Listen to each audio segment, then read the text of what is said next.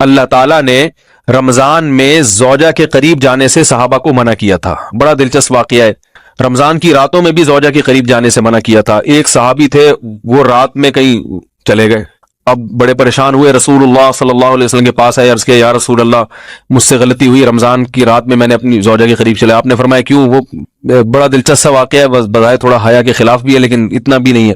وہ کہہ رہے میری زوجہ کہیں پانی بھرنے کے لیے جا رہی تھی, ان کی پنڈلی کھلی تو میری نظر بیوی کی پنڈلی پر پڑی اور میں بس پاگل ہو گیا بیوی کے عشق میں. میں یہ اس لیے بیان کر رہا ہوں کہ جو لوگ نظر کی حفاظت کرتے ہیں وہ بیوی کے عشق میں پاگل ہوتے ہیں. جو دن رات انٹرنیٹ پر پنڈلیاں دیکھتے رہتے ہیں انہیں بیوی کی پنڈلی بھی کیا شکل بھی اچھی نہیں لگتی ان کو. بد نظری کا یہ عذاب ہے, وبال ہے کہ جو اللہ نے گھر میں آپ کے لیے بٹھائی ہے وہ آپ کو اچھی نہیں لگے گی. تو نظر کی حفاظت کیا کرو, اس سے آپ کو اپنی بیوی سے عشق ہوگا, محبت ہوگی. بات آ رہی ہے سمجھ میں؟ تو اب دیکھو کیسا روزے کی حالت ہے. رمضان میں پابندی ہے, اسلام میں حکم تھا جو رمضان میں بیوی سے امبستری کرے گا 60 روزے لگاتار رکھنے پڑیں گے. کتنا بڑا جرم, لیکن صحابی سے برداشت نہیں ہوا. صرف زوجہ کے پاؤں پہ نظر پڑی ہے تو وہ کیسے بیوی سے محبت کرتے ہوں گے, اور وہ بیوی کے بغیر رہ سکتے ہوں گے. اور آج لوگوں کے فون آتے ہیں, ہماری بیگم جس میگے جاتی ہے اتنی خوشی ہے, ایسا اچھا سا فیل ہوتا ہے, ایسا عجیب سا محسوس ہو رہا ہوتا ہے جیسے آزاد ہو گئے. تو میں کہتا ہوں ظاہر ہے اب تمہیں موقع مل گیا کنڈی لگانے کا, ٹھیک ہے نا, اور آنکھ مٹکے کرنے کا, تو خوش تو ہوگے. تو یہ بھی ایک عذاب ہے جو لبرل لوگ نے جس عذاب میں ڈالا ہوا ہے نا, اس میں عورت کے حقوق نہیں ہے. عورت کے حقوق نظر کی حفاظت میں اور عورت کے پردہ کرنے میں ہے. جب مرد باہر نکلے گا سب پردے میں ہوں گی تو آئے گا کس کے پاس؟ بیگم کے پاس ہی آئے گا. تو اتنے منہ کالا کرنے کے راستے کھول دیے ہیں تو ظاہر ہے پھر کامیاب ازدواجی زندگی نہیں ہوتی. تو نبی کے پاس آئے, عرض کیا یا رسول اللہ میں برداشت نہیں کر پایا. تو آپ مسکرا دیے. تو وہ نبی کے پاس گئے, یا رسول اللہ ایسے ہوا, مجھ سے غلطی ہو گئی.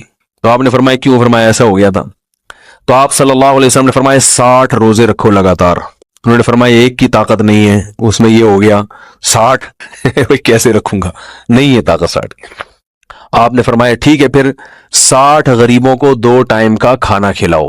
فرمایا اس کی بھی طاقت بولو بھائی نہیں ہے. اتنے میں ایک صحابی لائے کوئی چیز صدقہ کرنے کے لیے. تو آپ نے فرمایا چلو اصل حکم تو یہی ہے کہ 60 روزے یا پھر 60 غریبوں کو کھانا, وہ نہیں تو چلو فی الحال ان کو تنبیہ کے لیے کچھ ان سے صدقہ کروا لیتا ہوں. فرمایا چلو یہ فلاں خیرات کی ایک چیز لے کر آئے ہیں, تم یہ لے کے غریبوں میں بانٹ دو. انہوں نے فرمایا مجھ سے زیادہ غریب پورے مدینہ میں بھائی کوئی بھی نہیں. آپ صلی اللہ علیہ وسلم مسکرانے لگے, فرمایا جاؤ کھاؤ اور بچوں کو کھلاؤ. اور بھائی غلطی بھی ہوئی اور گھر میں راشن بھی آ گیا. تو اس کے بعد قرآن کی آیت نازل ہوئی کہ احل لکم لیلۃ الصیام الرفث الی نسائکم ہن لباس لکم وانتم لباس لہن علم اللہ انکم کنتم تختانون انفسکم فتاب علیکم وعفی عنکم فالآن باشروہن وابتغوا ما کتب اللہ لکم. فرمایا اللہ کو بتایا کہ تم اس حکم پر عمل نہیں کر سکتے, لہذا رمضان کی راتوں میں تمہیں اپنی بیوی کے پاس جانے کی اجازت ہے, لہذا ان کے پاس جایا کرو اور اس اولاد کو تلاش کرو جو اللہ نے تمہارے مقدر میں لکھ دی ہے.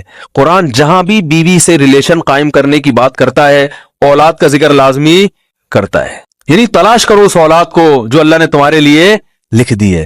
ما کتب اللہ لکم, ما کتب اللہ علیکم نہیں ہے. علا کا مطلب تمہارے خلاف, لکم کا مطلب تمہارے فائدے کے لیے. لام عربی میں نفع کے لیے آتا ہے, علا عربی میں ضرر اور نقصان کے لیے آتا ہے.